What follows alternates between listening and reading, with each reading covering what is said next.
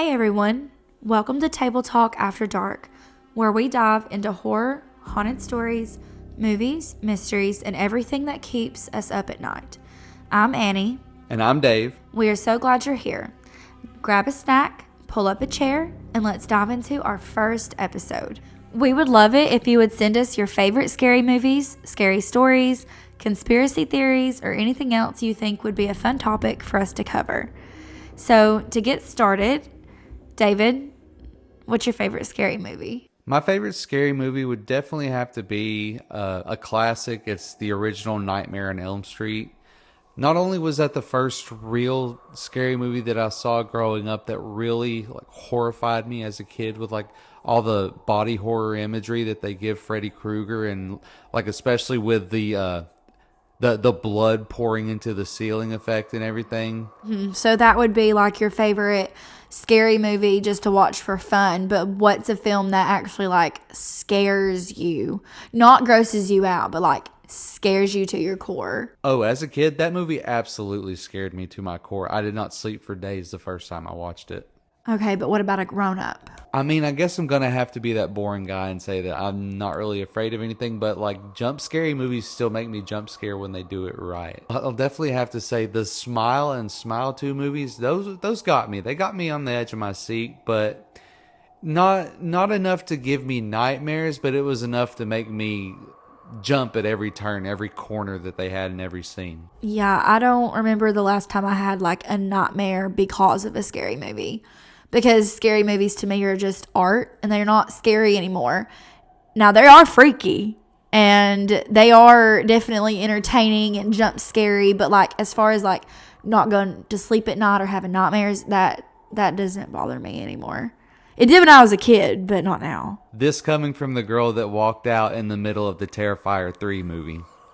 That was not scary. That was eerie and uncomfortable and made me feel like I couldn't breathe. I had to walk out because it was too much. I think it was too much because we watched it on opening night in the middle of a theater with a bunch of other people that would just looked creepy, and you weren't there with me, and I felt so unsafe, and I was on an edge seat instead of in the middle, and I felt so exposed, and I did not enjoy that at all. And yet when we watched it when we got home in our bed, you were just fine because you had me. That's because I felt safe and not exposed with a bunch of random people. And plus, Corey was saying that sometimes people are psycho enough to cause scenes and drama on opening nights of movies like that.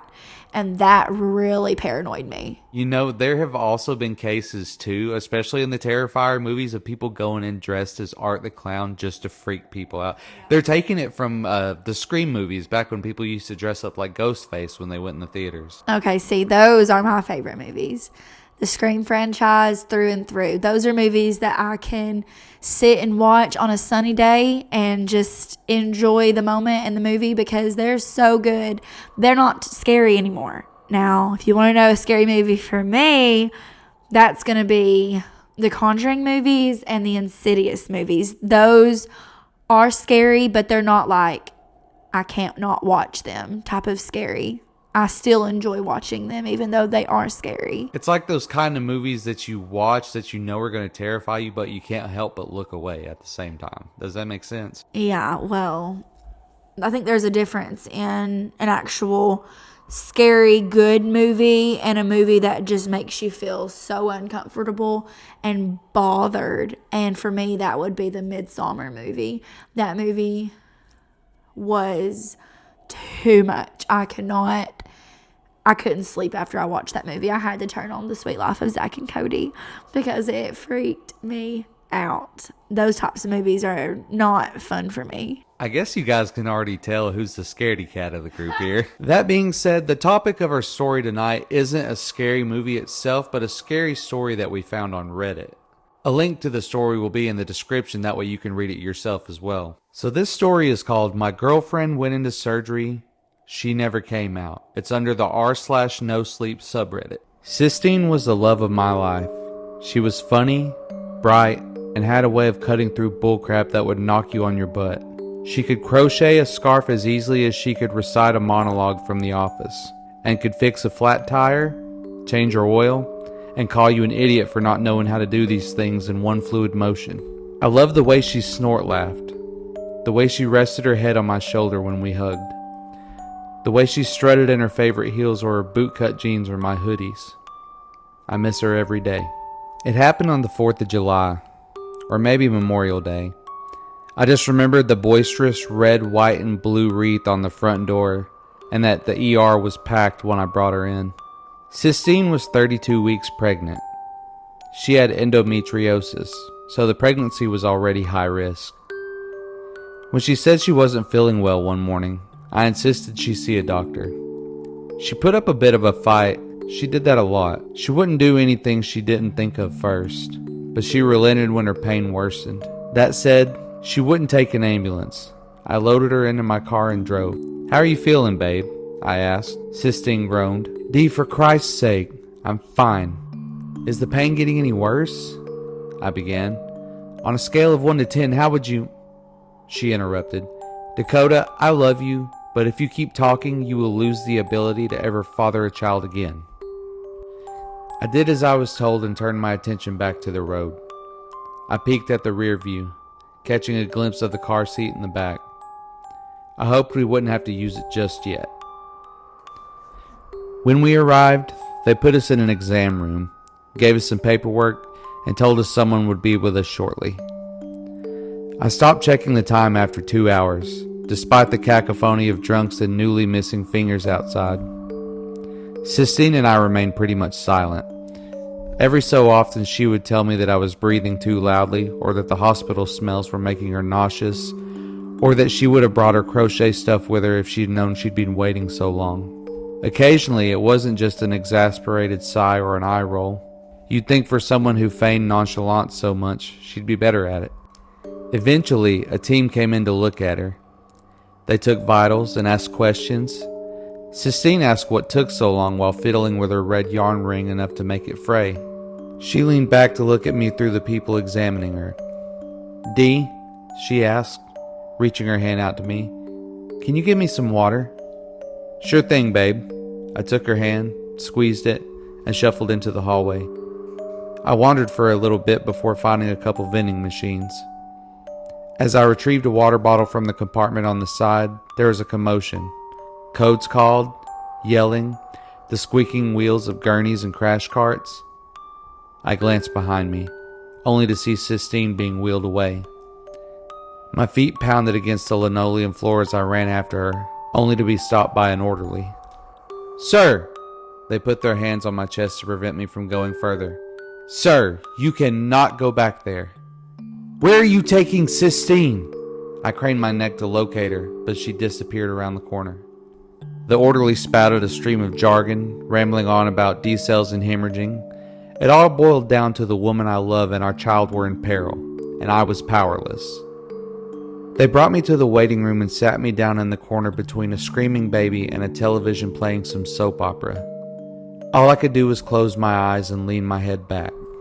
Sistine and I met a little over a year ago. She helped me find charcoal pencils at a craft store in exchange for my number.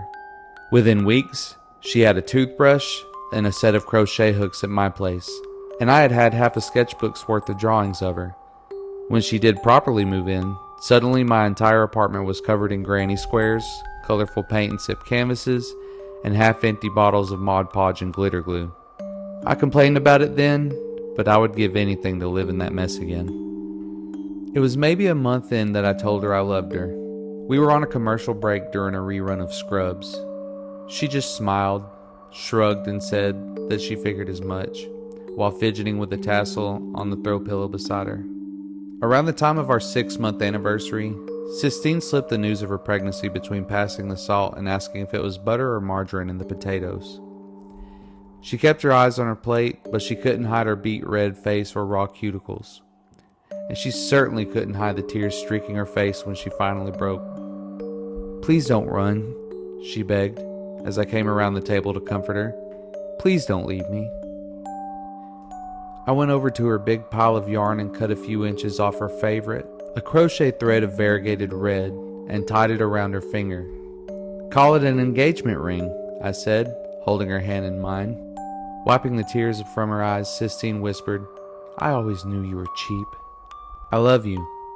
I wrapped my arms around her and she melted into my chest. "Wait." Sistine backed up. She cut another piece of the red yarn and tied it around my finger. "Here, so no one goes getting any ideas." I held up my hand to admire the ring, but I was looking at her. Perfect. The weight was excruciating. I counted the ceiling tiles, paced enough to leave a dent in the carpet, and bum smokes off of anyone I could. After the third hour, I finally approached the front desk. "Excuse me," I sighed. "Can you give me an update on my girlfriend? I still haven't heard anything." "Sure thing, honey." The old nurse gave me a warm smile and turned to her computer monitor. "What's your girlfriend's name, sweetheart?" I gave her Sistine's name. She cocked her head. "I'm sorry, my love. I don't see her in our system." "What?" I asked. "What does that mean? Is she out of surgery or is she... No, her name isn't even in our system." She put her hand on mine. "I'll tell you what, baby. I'll call you up to the surgical floor and see if she's up there. If maybe she just got missed, it can happen." I returned to my seat and watched her make the call. I watched her speak to the person on the other end and furrow her brow. I watched her stumble over her words and nod before hanging up. I watched her repeat the process several more times. Sistine wasn't in the operating room. She wasn't in recovery. She wasn't being prepped. She wasn't even in the morgue. She was just gone. Sistine couldn't just be gone. It's not possible. I stumbled out of the hospital waiting room like I had a bullet in my gut and my ears rang accordingly. I slid into the driver's seat of my car and buried my head in my hands. When I was able to compose myself enough to drive, something caught my eye. My air freshener. It was a little black pine tree dangling from my wiper switch. Sistine never liked black ice. She said it was a guy scent and that it didn't smell like anything. When I told her that I didn't care for vanilla or cherry or peach ginger spritz scents that she used, she told me that she'd meet in the middle. She bought me leather, bourbon, and fresh shave.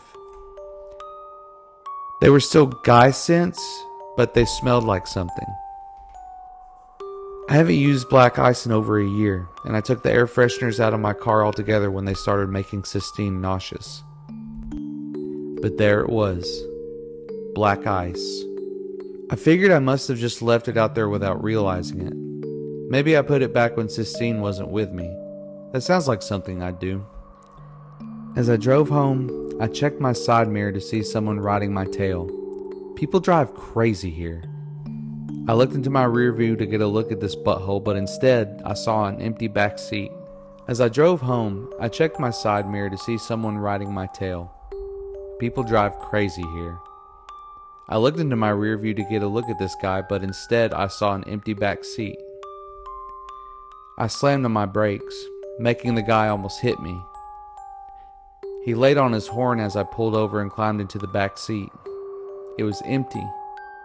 Just a few fast food wrappers and an ice scraper. My hands were grease stained for days after installing that car seat. It couldn't just have... I got back into the driver's seat and sped all the way home, racing to my apartment. I could already see the plain front door. And as I entered, I fell to the floor. The walls were bare of paint by numbers and diamond arts, and the couch held nothing more than its gray cushions. My sketchbooks were blank. My bedroom was devoid of color, only a black comforter and navy blue sheets. My closet didn't have a speck of glitter or lace in sight. I could barely keep myself erect. I slammed my back against the far wall and slid down to the floor. I stared at the yarn ring on my finger. Hot tears crawled down my cheeks. I hadn't cried like that since I was a kid. Maybe not even then. I have been grieving every moment since. I tried to call her family, but their contacts were gone from my phone, along with their pictures. Even the ultrasound image framed on my desk at work was gone. I can't even have a funeral for them. There's nothing to bury and no one to mourn, so I'm eulogizing them. Sistine was the love of my life, and I have not experienced joy since she left. I would give anything to have the life we were supposed to have, one with the two of us and our baby.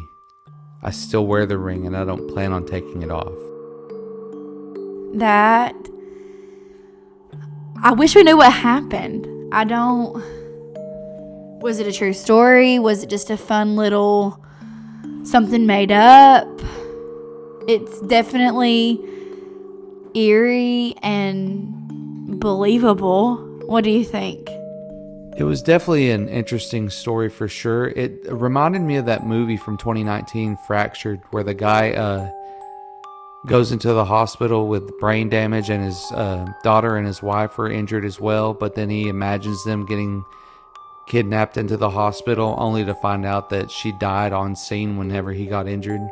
It definitely has some reminiscence of that, but overall, like I enjoyed the originality of the story too. Yeah, I think people going missing in a hospital is such a real fear that is there for a lot of people because the possibility is there. And you never really know. Like with this story, it's kind of leaving you on a cliffhanger. You don't, what happened, Like I wish there was a finish to the movie, basically. Well, guys, that's going to wrap it up for this story for now. If you really enjoyed this story, definitely leave a like and definitely make sure to follow us on all social medias. We're going to put the link to the Reddit story in the description down below, as well as our email. So if you want to give us any suggestions, you can send them to our email or you can comment them down below. And we will catch you guys on the next episode.